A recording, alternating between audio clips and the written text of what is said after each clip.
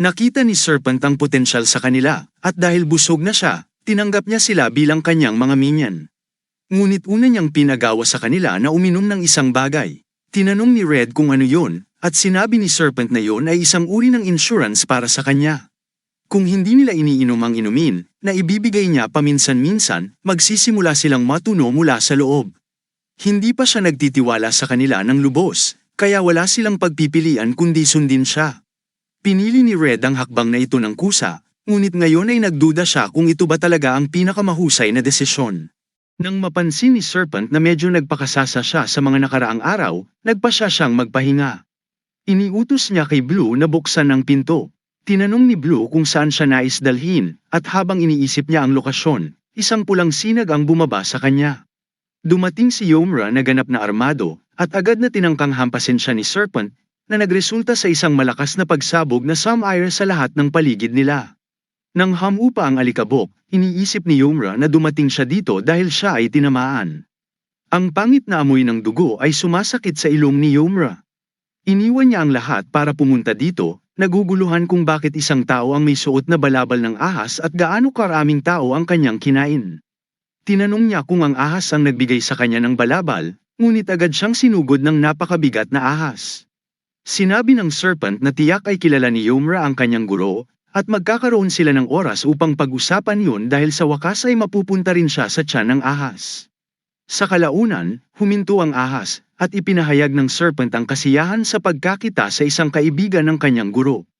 Nagtataka siya kung si Yomra ay isa ring zodiac at kung anong uri ng kapangyarihan ng taglay niya at kung paano siya magiging lasa. Inutusan ng Serpent si Red na i-roast si Yomra upang matikman siya. Nabigla si Yomra sa mga sinabi ng Serpent tungkol sa kanyang guro at pagkatapos huminga ng malalim, tinanong niya kung totoo bang kinain ng Serpent ang kanyang guro. Kumpirmado ito ng Serpent at tinanong siya kung hindi ba ito halata, at tinanong kung nakakita na ba siya ng tao na kumakain ng laman tulad ng kanya. Tiniyak ni Yomra na hindi pa siya nakakita ng ganoong tao ngunit kinikilala na nakatagpo na siya ng marami sa kanyang uri at sila ay mga makasalanan. Habang umaatake si Yomra, umiiwas ang Serpent sa kanyang pagsugod habang iniisip na tama ang kanyang naisip, wala ni isang constellation ang makakaligtas sa ganong uri ng atake. Nagtataka siya kung ito nga ba ang hari ng ilalim na mundo na madalas niyang naririnig. Muling ipinadala ng Serpent ang ahas para umatake, na nagalit si Yomra at gumamit ng matinding karate chop sa leg nito. Sa kabila ng lakas, nagpatuloy ang ahas sa pag-atake gamit ang kanyang ibabang bahagi, na nagbibigay daan sa Serpent na maghanda ng isa pang atake. Napansin ni Yomra na may dumadaloy na lason mula sa mga kamay ng Serpent, na nagpapahiwatig na siya ay gumagamit ng mapanganib na substansya.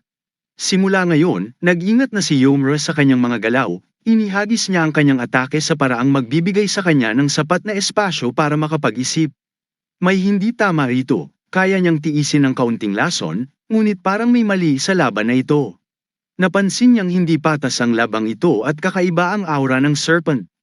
Tinanong niya kung may tinatago ang Serpent na nagbigay daan sa Serpent na magkomento na tila hindi nauunawaan ni Yomra ang kapangyarihan ng intuisyon na taglay ng kanyang guro. Tumalo ng Serpent at nagsabing bibigyan niya si Yomra ng pahiwatig dahil wala na siyang dapat itago. Wala na siyang mawawala, kaya maaari na siyang ibuhos ang lahat ng kanyang lakas. Biglang naglabas ng malaking kapangyarihan ng Serpent, ngunit madaling nahuli ni Yomra ang kanyang kamao, at sinabing alam niyang ginagamit ng Serpent ang kapangyarihan ng mga bagay na kinain niya. Ngunit naisip ba ng Serpent kung sino ang kanyang tinatapatan? Alam ng Serpent na kaharap niya ang dakilang hari ng impyerno, kaya umiikot siya upang makawala sa pagkakahawak ni Yomra, at sumubok ng isa pang atake. Sa dami ng kanyang kinain, may isang bagay na espesyal, nagpapalit ito ng mga ideya sa iba. Ang dalawang bagong tauhan niya ay iniisip na ang Serpent ay isang puwersang dapat katakutan, malakas, mabagsik, ngunit may kabaitan at kahinaan din. Nagpadala ng atake ang Serpent patungo sa babaeng nagtatanggol sa kanyang anak, na pinilit si Yomra na kumilos. Sinabi ng Serpent na palaging mabilis ang takbo ng kanyang buhay, dahilan upang siya'y mapagod ng maaga, ngunit dahil dito naging mas matalim siya. Iniharang ni Yomra ang atake at nahanap na niya ngayon ang Serpent na mas nakakainis kaysa dati. Alam ng Serpent na hindi siya mananalo sa kasalukuyang estado ng kanyang kakayahan, ngunit nangako siyang babalik sa susunod, kapag nakakain na siya ng sapat upang tapatan ang kapangyarihan ni Yomra. Pinaandar ni Yomra ang kanyang kapangyarihan at nagtanong, sino ang nagbigay pahintulot sa kanya? Iniwan ng serpent ang laban at iniutos sa kanyang ahas na maghanda ng isang pagsabog sa itaas ni Yomra. Sinabi niyang ay target ng maigi ang atake dahil hindi ito nakatuon kay Yomra kundi sa kanyang kahinaan. Ang kakayahan ng ahas ay lumipad sa kalangitan at bumagsak sa lupa sa isang naglalagablab na paraan. Sinabi ng serpent kay Yomra na tumakbo siya ng mabilis, kahit na hindi niya magagawang iligtas ang lahat. Tumanggi si Yomra at sinabing ipapakita niya sa serpent na kaya niyang gawin ito. Nagbukas si Blue ng portal at ang serpent ay umalis, ngunit hinaramgan siya ni Yomra upang magsabi ng isang huling bagay. Tinitiyak ni Yomra na hahanapin niya ang serpent, magtatake siya ng inisyatiba sa kanyang paghahanap, at saan man siya magpunta, dadalhin siya sa pinakamadilim na bahagi ng impyerno. Tinitiyak niyang ang kaluluwa ng serpent ay hindi magkakaroon ng kapayapaan at makikita ang kadiliman magpakailanman. Alam ng serpent na seryoso si Yomra at sinabi niyang gawin ito ang kanyang makakaya. Sa mga salitang yon, nawala siya, kaya't sinimulan ni Yomra ang isang sigaw, tinatawag si Nung na narinig siya. Inutusan ni Yomra si Nung na kunin ang kanyang balabal dahil mayroon siyang mahalagang gawain. Nagsimula si Nung na magtanong ng iba't ibang mga tanong tulad ng kung paano siya nakarating dito at kung bakit biglang kailangan ang kanyang balabal. Ngunit hindi sumagot si Yomra, tinitigan lamang siya ng sapat upang magmadali si Nung patungo sa kanya. Nagtitiwala siya kay Yomra at ang ekspresyon na ito ay nangangahulugang may seryosong nangyayari. Naalala niya ang mga oras na pumunta siya sa human realm ng mag-isa at personal na inaalagaan ang mga makasalanan. Dumating si Nung at binalaan siya na may mga side effects ang kanyang balabal, na alam na ni Yomra, ngunit kaya niyang tiisin ang lahat. Ang kanyang mga alaala ay hindi mahalaga rito. Sa oras na magkaugnay sila ni Nung, ang kanyang mga alaala tungkol kay Bu ay nagkakahiwa-hiwalay. Ang presyo ng balabal na ito ay mataas, maaari niyang baliwalain ang lahat ng mga karaniwang batas at kahit naiurong ang oras. Gayunpaman, ang kapalit ay malalim, dahil kahit ngayon, binabayaran niya ito sa pamamagitan ng mga alaala na humubog sa kanya sa kung sino siya. Kinakain niya ang mga ito ng napakabilis. Nagmamakaawa si Nungre kay Yomra na huwag itapon ang kanyang mga mahalagang alaala, ngunit tumanggi siya dahil kailangan niyang makuha ang isang segundong halaga ng lakas upang mailigtas ang mga walang kasalanan, yaong mga nagligtas sa kanilang sarili sa pamamagitan ng malakas na kagustuhan, at yaong mga nasa bingit ng kamatayan. Patunayan niya sa serpent na mali siya, ililigtas niya ang lahat sa loob ng isang segundo. Sa mga salitang yon, inactivate ni Yomra ang kanyang kakayahan, tinutok ang atake ng ahas. Isang madilim na usok ang dahan-daang bumabalot sa kanya, at habang ang atake ng ahas ay lumalapit, bumukas ang mga gate ng impyerno na puno ng dugo at si Yomra ay nakatayo sa itaas nila. Kumuha siya ng hit-hit mula sa kanyang pipe bago naglabas ng isang silkworm na agad na nagpalabas ng maraming mga atake na tumama sa lahat ng mga atake ng ahas. Nailigtas ni Yomra ang araw, ngunit ngayon siya ay nagtataka kung ang segundong yun ay masyadong mahaba. Sa pangalawang lugar ng pagpupulong, napansin ni Cleo na nawala ang ahas, ngunit hindi niya alam kung ano ang nangyari at kung kanino ang ahas. Hindi niya ito mahanap ng mag-isa, kaya pupunta siya upang ipaalam kay Biwo ang lahat ng nangyari. Nang sandaling yun, itinuro ng tagapagtangkilik ang kanyang armas sa kanya dahil narinig niyang sinabi niya ang tungkol sa hari ng impyerno. Kaya, tulad ng kanyang inaasahan, hindi pala ang guy na yun ay ang Rat Zodiac. Masyadong abala si Cleo sa kaganapan upang mapagtanto ang kanyang pagkakamali, at napansin ng patay na narinig din niya ang kanyang nais pumunta kay Biwo, kaya't siya ba ay isang traidor? Tinanong ni Cleo kung ano ang balak niyang gawin tungkol dito, at malamang iniisip niya na ang plano ni Theo ay napakabaliw rin. Paano niya maaalis ang kalayaan ng sangkatauhan mula sa kanila? Sawa na ang mga patay, kaya't nagmamadali silang pumasok. Agad na ipinatawag ni Cleo ang marka ni Anubis sa kanyang ulo, na nagpapahintulot sa kanya na madaling malampasan ang mababang antas ng patay. Napansin niya na kung may magtatangkang haminin siya, dapat silang maging handa na isugal ang kanilang buhay. Sa kanyang baston, tinawag niya ang mga espiritu ng mga nasumpa, na agad na nagsimulang atakihin ang mga patay. Sinubukan ng patay na makipag-ayos sa kanya, hindi ba siya natatakot sa maaaring mangyari dahil sa kanyang mga aksyon? Sabi ni Cleo, siya ay naninindigan lamang para sa kanyang pinaniniwalaan, wala nang iba. Ang mga sigaw ng mga patay ay naririnig ni Biwo, na nagtataka kung ano ang nangyari. Ngunit hindi na niya kailangang magtaka nang matagal nang sumabog si Cleo sa pinto at nagsabi na kailangan nilang umalis agad. Napagtanto ni Biwo na nahuli si Cleo, na kinumpirma ni Cleo. Ngunit may mas malaking isyu ngayon dahil pumunta na si Yomra sa human realm upang habulin ang isang ahas. Napansin ni Biwo na naging magulo ang mga bagay at humingi ng paumanhin si Cleo sa hindi pag-alam ng marami, ngunit malalaman nila ang lahat sa lalong madaling panahon. Nag-isip si Biwo kung natagpuan na ni OSU ang traidor, ngunit duda siya dahil walang oras at kailangan nilang gawin ito ng magkasama. Napansin ni Cleo na kailangan lang nilang lumiko sa kanto at makakawala na sila, ngunit nang sandaling iyon, lumitaw si Janwo at tinanong si Cleo kung bakit siya nagmamadali. Habang naglalakad ang ilang estudyante pauwi, nagtataka sila kung ano ang tungkol sa berdeng ilaw na iyon. Isang tao na nasa ilalim ng impluwensya ng ahas ang biglang sumugod sa kanila na may dalang kutsilyo, ngunit si Jiu ay naroroon upang harangan ang umaatake at bigyan ng pagkakataon ang mga estudyante na makatakbo. Napansin din niya ang berdeng langit at ang mga sinag na bumabagsak. Ngunit nakita rin niya ang isang bagay na sumusunod dito, maraming pulang ilaw ang sumabog, na nagpapawalang bisa sa mga berdeng ilaw. Biglang umusok ang isang matandang lalaki sa kanyang tabi, nagtataka kung paano naglakas loob ang bastard na yon na makipaglaro sa mga casualty ng walang tunay na kapangyarihan. Ngunit mukhang mahilig talagang hamanin ng rookie na yun ang kapalaran muli at muli, pero hindi ito sapat.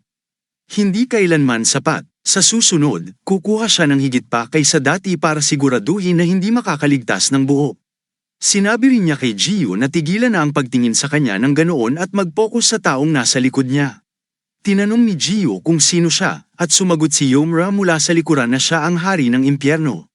Natarante si Jiu nang marinig ang isang bagay sa likuran niya, na nagdulot ng pagsabog sa mga tainga ni Yomra, at tinanong niya kung ano ang ginagawa nito doon at kung kailan siya bumalik. Bumalik siya upang tingnan kung makikita niya ang elder, ngunit siya ay ganap na nawawala, na nagdulot sa pag-aalala ni Yomra kung tinatawag ba siya na matanda. Gayunpaman, tuwang-tuwa si Jiu na makita siyang bumalik dahil marami siyang tanong. Nailigtas ba niya si Biwo at nahawakan ba niya ang higanteng ahas? Sinabi ni Yomra na hintayin muna niya, sino ba ang Biwo na sinasabi niya? Nang sumapit ang araw, dumating sila sa kanyang apartment at nagbigay si Jiu sa kanya ng isang tasa ng tubig na tunay niyang tinangkilik, parang ito ang unang beses niyang uminom ng tubig. Bago makarating dito, una siyang pumunta kay OSU na hindi makapaniwala na nakalimutan niya ang mga mahahalagang bagay na ito at tinanong kung gaano karami ang kanyang nakalimutan. Ipinaliwanag ni Jiu na wala siyang alam tungkol kay Biwo, parang hindi siya umiiral para sa kanya. Nag-isip si OSU kung ito ba ay dahil sa kanyang pagkamangmang, ngunit binanggit ni Jiu na hindi basta-basta nakakalimot ang mga airhead ng mga tao. Natagpuan din ni Yomra ang banyo muli at inisip ito bilang isang balon. Ang tubig sa loob nito ay kamangha-mangha. Napagtanto ni OSU na nawala ang kanyang mga alaala dahil sa kanyang lumang robe, at sinabi ni Jiu na pagkatapos na lumitaw siya, nawawala ang matandang lalaki na kanyang kinakausap ngunit hindi bago magsabi ng ilang nakakatakot na mga salita. Alam ba niya kung ano ang nangyayari? Nangako si OSU na gagawin niya ang kanyang makakaya upang malaman ang lahat ng ito.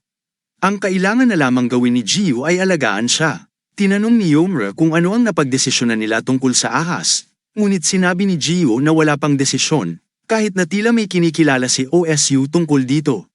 Pumasok si Yomra sa malalim na pag-iisip, kahit ang kanyang mga lumang kaaway ay natatakot sa kanya, ngunit ang serpent ay tahasang nangutya sa kanya. Matagal nang hindi niya nakikita ang ganitong uri ng purong kasamaan. Baka kaya siya nangutya ng ganito dahil hindi pa siya nasa buong kapangyarihan? Pero hindi tama ito, dahil kahit nung nasa impyerno siya, ang mga taong lubos na naniniwala sa kanilang mga layunin ay hindi sumusuko hanggang sa pinakamasakit na wakas.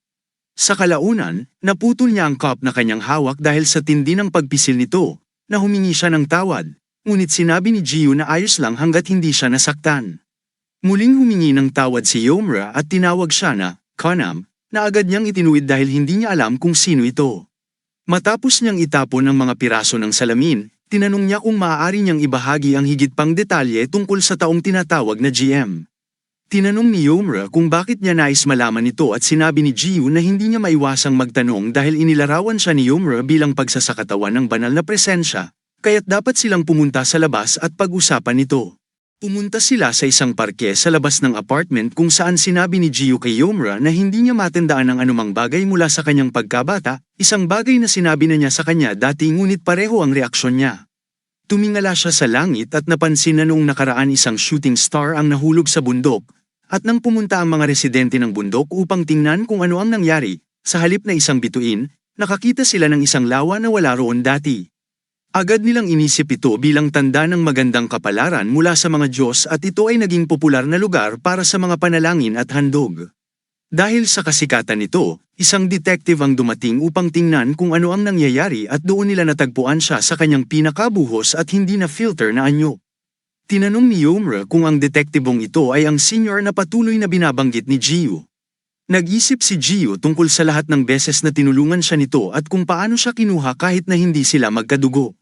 Sinabi niya na hindi siya senior sa kanya, parang ina siya sa kanya, isang bagay na dapat sana niyang sinabi sa kanya.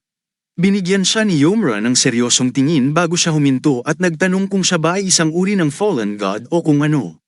Nag-isip si Yomra tungkol sa lahat ng sinabi sa kanya ni Gio, kasama na ang nangyari sa mga patay noong nakaraan.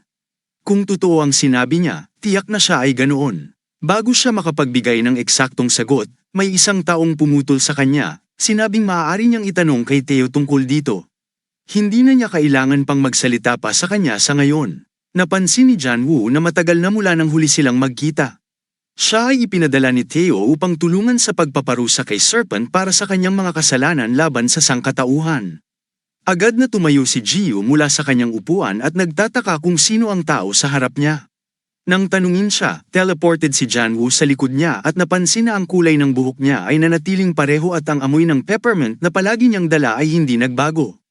Nagulat si Gio sa bilis ng taong ito at sinabi niyang mayroon siyang mga duda nang marinig niya na ang dakilang hari ng impyerno ay kumukuha ng mga tao bilang minions, at tila yun ay totoo.